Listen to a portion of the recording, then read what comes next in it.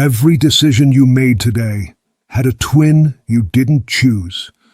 The email you sent, politely, had a twin that was direct. The moment you stayed quiet had a twin that spoke up. The path you walked to work had a twin that took the scenic route. Tonight, apprentice, I'll show you how to command that twin, how to slide between opposites like an ancient master sliding between worlds.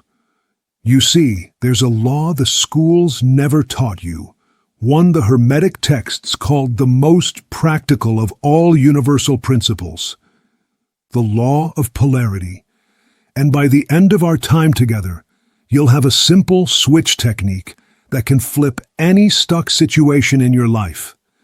But first, let me tell you what polarity actually is, because most people get this beautifully wrong. Polarity, apprentice, is not what your mind first assumes. It's not good versus evil, or light versus dark, as warring opposites. Here's the precise definition from the ancient Kybalion. Polarity, two ends of the same thing, identical in nature, different only in degree. Picture a battery. The positive and negative terminals aren't enemies. They're partners completing a circuit. Cut a magnet in half, and you don't get separate north and south pieces. You get two smaller magnets, each with both poles.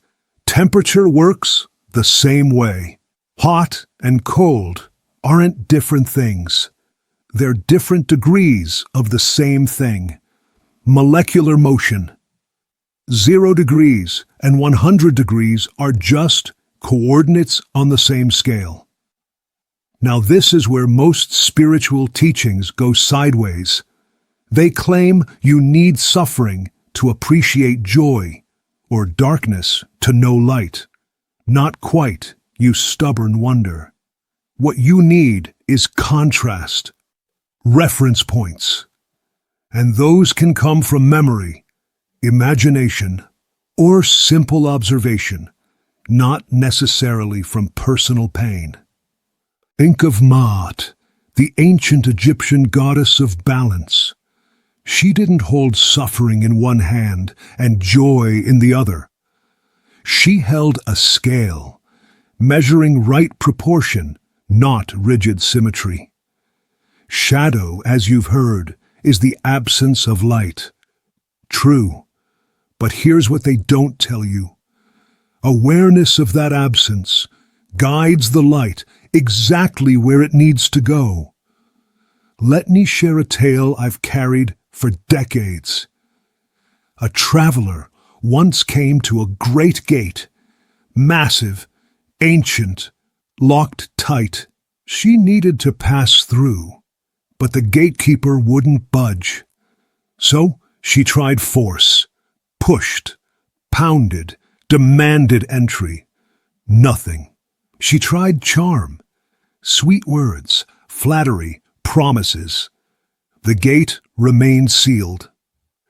Hours passed. Frustration built. Then something shifted in her awareness. She noticed she'd been trying to make the gate open.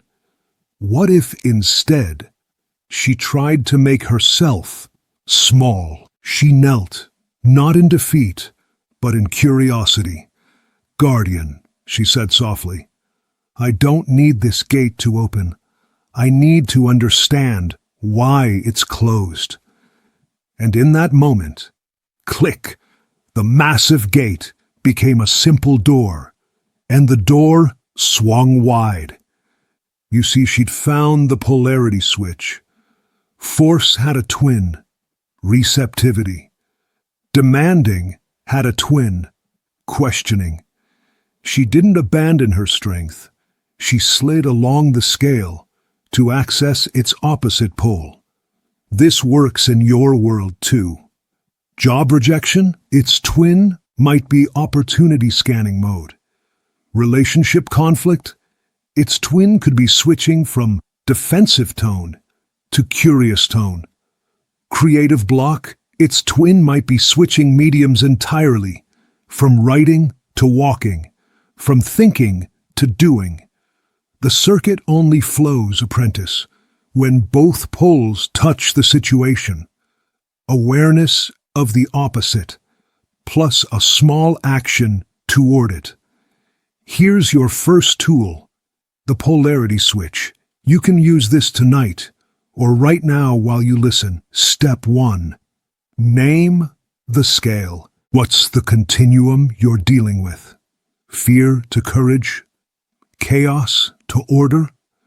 Scarcity to abundance? Reactive to responsive? Don't overthink it. Just name the thing you're experiencing and its natural opposite. Step 2. Find your degree. On a scale of 0 to 10, where are you right now? If you're dealing with fear, maybe you're at a 7. If it's creative block, maybe you're at an 8. Be honest. No judgment, just location. Step 3.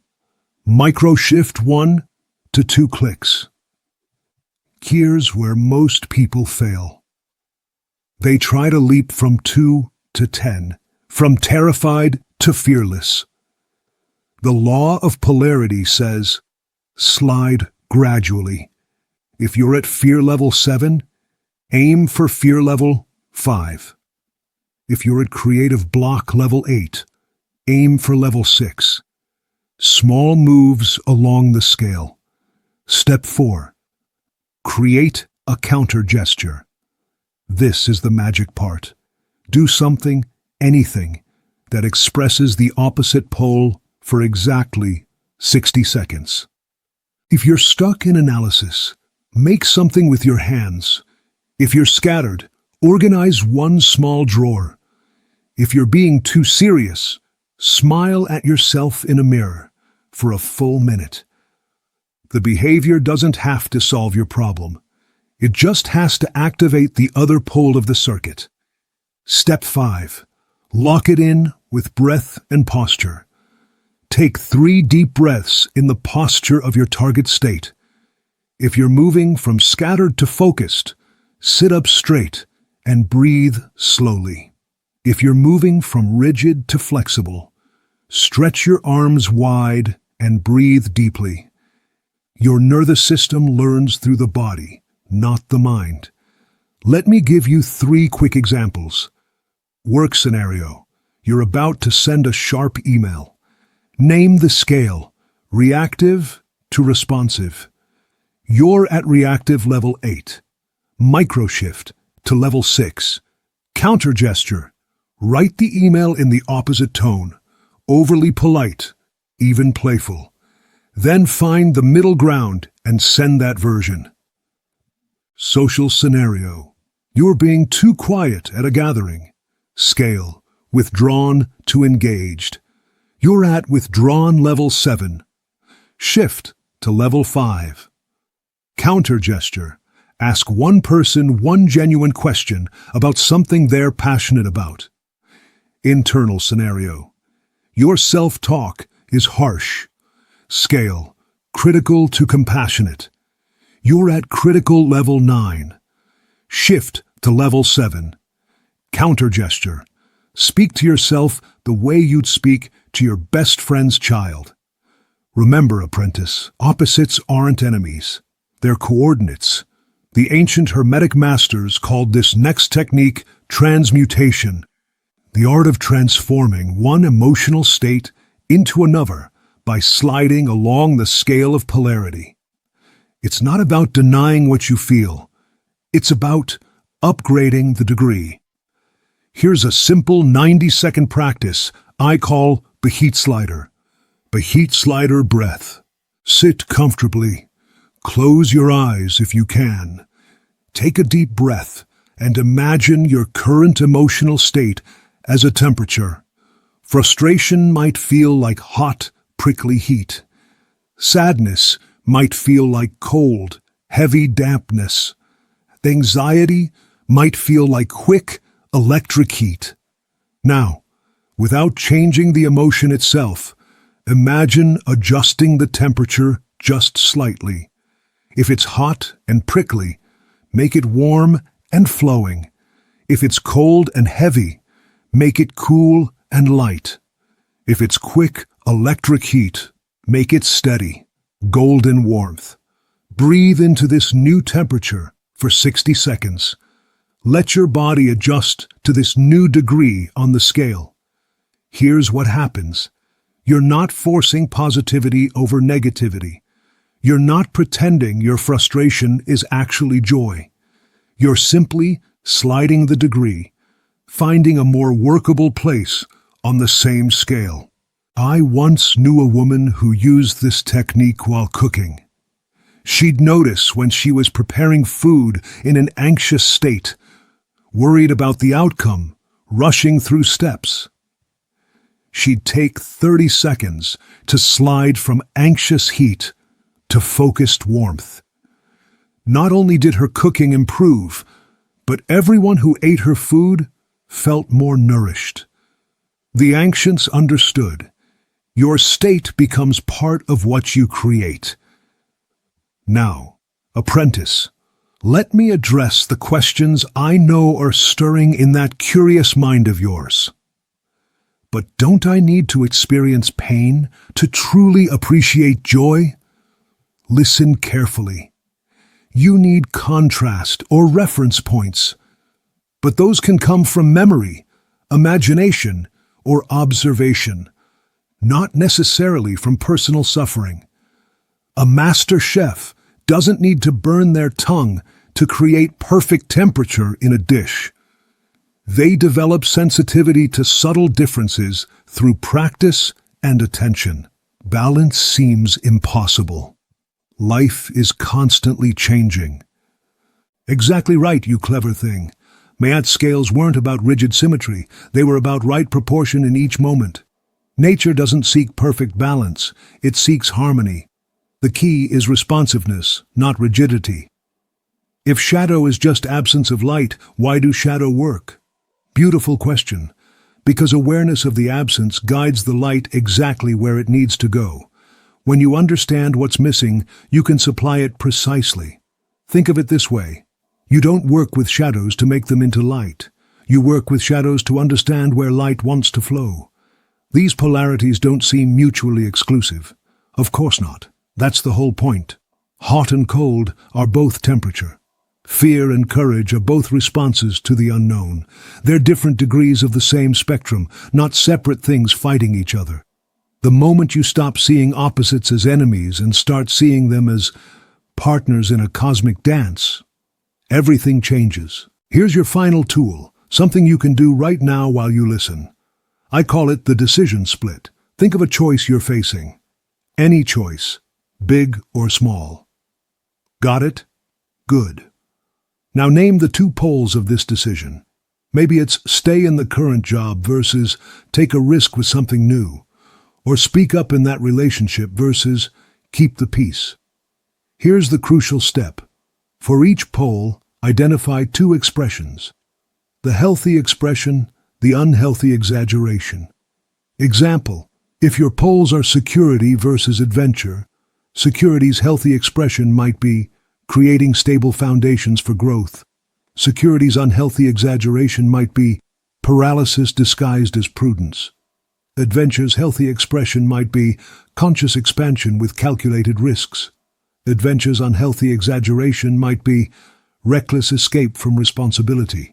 Now choose the healthy expression of whichever side feels right for you in the next 24 hours.